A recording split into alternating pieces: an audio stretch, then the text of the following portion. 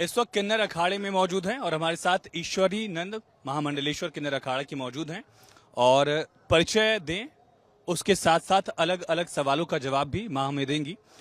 सबसे पहले ये बताइए कि एक तो समाज में किन्नरों को अपनी जगह हासिल करने के लिए एक लड़ाई लड़नी पड़ी, उसके बाद धर्म के क्षेत्र में एक और लड़ाई लड़नी पड़ी, दोनों जगह स्वीकारता कैसे आप लोगों को मिली? जय श्री महाकाल। मैं मेरे खुद के लिए ही कहूँगी कि आई एम ए ट्रांसजेंडर। तो बड़ा कठिन जीवन होता है, ये वास्तव में बहुत कठिन जीवन होता है। हमने किस तरह के लोगों के ताने सुने, किस तरह से, मैं तो कहती हूँ महादेव हमारे साथ है। वो ताने सुनकर भी हम अच्छी जगह पर पहुँचे हैं और आज कल हमें महामंडलेश्वर का पद दिया गया और मैं सनातन संस्कृति को आगे बढ़ाऊंगी।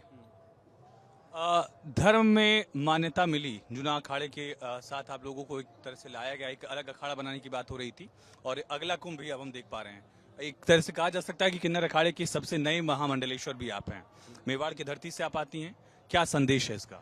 जय श्री महाकाल। मैं राजस्थान मेवाड़ की वीर भूमि से हूँ और ये निशान देख लीजिए, ये तलवार है। लोग आईफोन रखना पसंद करते हैं और मैं तलवार रखना पसंद करती हूँ, क्योंकि मेरा ऐसा मानना है कि उस जमाने में जब इस देश पे जब सोने की चिड़िया कहलाता है हमारा भारत, तो देश दुनिया की बुरी नजर थी, तब इस तलवार ने हमारी सुरक्षा की। हमारे महाराणा प्रताप ने घास की रोटियां खाई, अलग ऐसे घाव सहन किए और इस तलवार से अपने लिए लड़ाई लड़ी। तो मेरा स्वागत होता है कहीं, तो मेरा स्वागत नहीं। मेवाड़ की तलवार में धार कितनी है? मेवाड़ की तलवार में ऐसी धार है जो किसी में धार नहीं है ऐसी। क्योंकि एक बार दिखाइए माँ। मेवाड़ की तलवार ने और इस भारत के वीरों ने इस तलवार से इस भारत की धरती को अनेक बार ऐसे शत्रु देशों को, इस भारत की धरती को, इस भारत माता को मुक्त कराया अपने बलबूते पे। भारत माता की एक मिनट, ठीक है। श्रृंगार भी है और हथियार भी है, दोनों को कैसे संभाल रही हैं आप?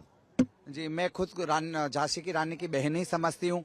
मैं बड़ी दुखी हूँ कि मेरा उस युग में जन्म क्यों नहीं हुआ, क्योंकि मैं शस्त्र विद्या में निपुण हूँ। मैं शास्त्र जानती हूँ और शस्त्र भी जानती हूँ। मेरा ऐसा मानना है कि देश संविधान से चल रहा है, पर आप यूक्रेन के हालात देख लीजिए। यूक्रेन में संविधान बचा है क्या? नहीं बचा। यूक्रेन 100 वर्ष पीछे चला गया है।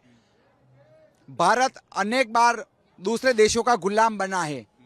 मैं नहीं चाहती, मैं पूरे दिल से प्रार्थना करती हूँ ऐसा कभी ना हो, पर पता नहीं चलता है दूसरे देशों में क्या दिमाग में चल रहा है। तो मेरा मानना ऐसा है कि जितने भी भाई बहन इस न्यूज चैनल के माध्यम से मुझे देख रहे हैं, तो संविधान के भरोसे ही न रहे, खुद के भरोसे भी रहे, क्योंकि खुद की सुरक्षा खुद के हाथों में है सबसे पहले।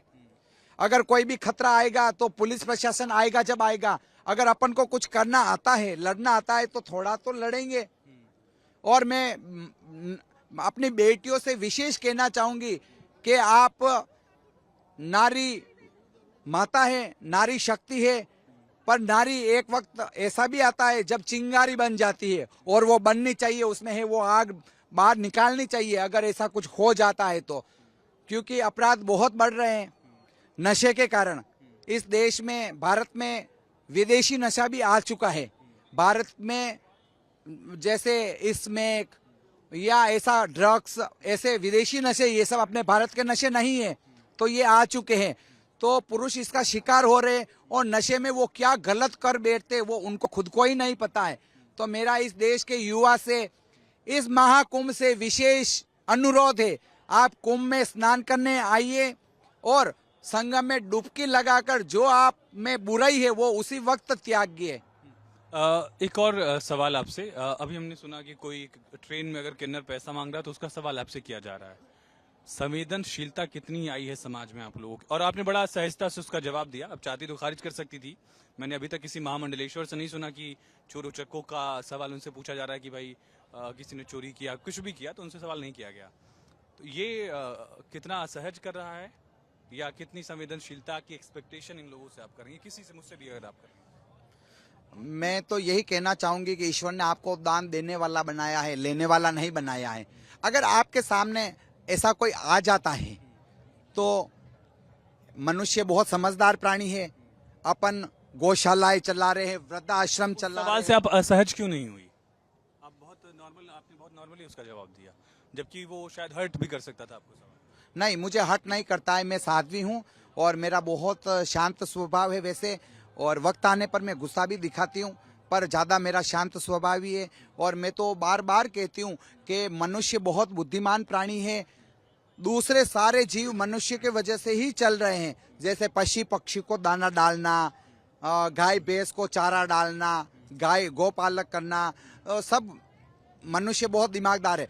तो अगर एक मनुष्य किसी का किन्नर रूप में जन्म हुआ है, अगर वो आपके सामने मांगने आ ही गया है तो आपको क्रोध नहीं दिखाना चाहिए, यथाशक्ति आपको कुछ दान देकर उनको आगे बढ़ाना चाहिए और उनको ये कहना चाहिए, बहन बेटी हम आपके साथ हैं, दुखी ना हो। अभी कुछ लोग आशीर्वाद लेने की कोशिश कर रहे थे, मना कर दिया उन्होंने। ऐसा क्यों? पहली बार मैंने देखा कि कोई महान मंडलेश्वर आशीर्वाद नहीं देना चाह रहा। कौन? हम? अभी देखा मैंने कुछ लोग पैर झुका। नहीं, बात ऐसा है कि जैसे कि मैं तो आप में हर कण कण में ईश्वर देखती हूँ। महामंडलेश्वर का काम यही नहीं है कि मैं आपके मेरे पैर पकड़ाऊं। मैं तो दूर से ही आशीर्वाद देती हूँ और मैं तो कहती हूँ झुको नहीं, सर उठाकर जियो शान से।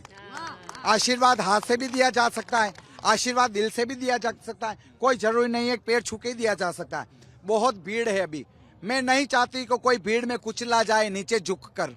ये महाकुंभ है, इसलिए मैं चाहती हूँ कि आप दूर से ही आशीर्वाद ले और अच्छे से रहे।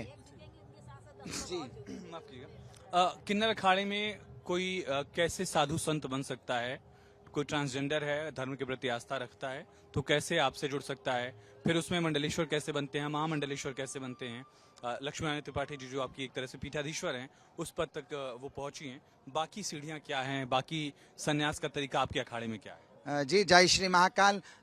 हम जूना अखाड़ा किन्नर अखाड़ा एक ही है और सबसे पहले महामंडलेश्वर का यही कार्य है कि अलग अलग जगह अलग अलग निवास स्थान पर महामंडलेश्वर बैठाए गए हैं और बैठा रहे हैं, ताकि उस एरिया में जो भी किसी की वैराग्य की भावना है, संत बनने की भावना है, कोई दूसरा कार्य करने की भावना नहीं है, तो वो उस महामंडलेश्वर से दीक्षा ले सकता है। पहले महंत बनते हैं, फिर उस योग्य होता है, धीरे धीरे आगे बढ़ते हैं, फिर उस योग्य होता है तो उसको महामंडलेश्वर पद दिया जाता है, अचानक नहीं दिया जाता है। कोई सन्यासी बनता है तो उसके लिए भी देखा जाता है, अखाड़े देखते हैं कि ब्रह्मचर्य का पालन है, सात्विकता है, परिवार से दूरी वाला जो कई सारे उसमें नियम कायदे होते हैं। आपके अखाड़े में क्या है? जी, हमारे अखाड़े में बहुत सारे नियम हैं। प्लीज बताइए। सबसे पहले तो व्यसन मुक्त होना चाहिए, भावना अच्छी होना चाहिए, शांत मन के होने चाहिए, और तीसरा भक्ति वाला होना चाहिए, ईश्वर के प्रति श्रद्धा रखने वाला चाहिए, मानव के प्रति भी अच्छे होना चाहिए उसके विचार। तो और इस अखाड़े से वही व्यक्ति जुड़ेगा जो साधु है सबसे पहले तो, और जो जिसका दिमाग तेज है या वो गलत रास्ते पे है तो वो उस अखाड़े से आएगा ही नहीं। और आएगा, अगर गलती से भी आ गया, अखाड़े ने ले लिया तो वह ज्यादा दिन नहीं टिक पाएंगे, उनको निकाल दिया जाता अगर कोई गलत होता है तो। हमारी माँ ने बहुत सारे नियम बना रखे, उन नियम का हमें पालन करना पड़ता है और हम कर भी रहे हैं। और बाकी अगर महाकुंभ के हिसाब से देखा जाए तो व्यवस्थाएं कैसी आपको लगी हैं? जय श्री महाकाल, बहुत सुंदर व्यवस्थाएं हैं। जब हमने प्रयागराज राजस्थान से जब मैं प्रस्थान किया प्रयागराज के लिए, तो मुझे 50 किलोमीटर दूर से ही मुझे आभास हो गया सुरक्षा को लेकर। हर 2 किलोमीटर पे पुलिसकर्मी तैनात हैं, तो ये तो मुझे फिक्स हो गया कि अपन सुरक्षित हैं। फिर जैसे हमने प्रयागराज में नगर प्रवेश किया, तब मुझे कोई ट्रैफिक ऐसा नहीं लगा। क्योंकि आपने पेशवाई क्यों नहीं कहा उसे?